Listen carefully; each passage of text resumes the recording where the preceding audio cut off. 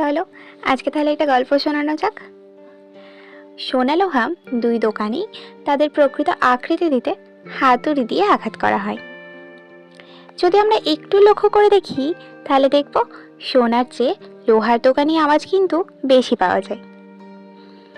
তো একদিন কৌতূহলী সোনা লোহাকে জিজ্ঞেস করলো, আচ্ছা আমাদের দুজনকেই তো হাতুড়ি দিয়ে আঘাত করা হয়, তাহলে তুই এত চেঁচাস কেন?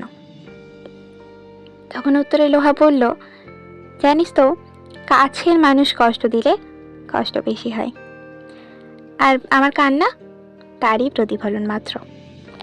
গল্পটি যদিও কাল্পনিক, কিন্তু আমরা প্রায় সবাই ভীষণভাবে রিলেট করতে পারছি আমাদের জীবনের সঙ্গে, তাই না? দেখবে আমরা এই কথাটি খুব ব্যবহার করি, কাছের মানুষেরাই পিছন থেকে ছুরি বেশি মারে। কিন্তু কি জানো তো, যারা তোমায় কষ্ট দিয়ে আনন্দ পায় তারা আর যাই হোক তোমার কাছের মানুষ কখনো হতে পারে না। রক্তের সম্পর্ক থাকলেই যে সবসময় আত্মীয় হয়ে যায় এমনও নয়, আত্মীয়তা হয় আত্মার সম্পর্কে। যাই হোক, গল্পটা আমার লেখা নয়, সংগৃহীত, তবে আমার ব্যক্তিগতভাবে ভীষণ প্রিয়, তাই শেয়ার করলাম।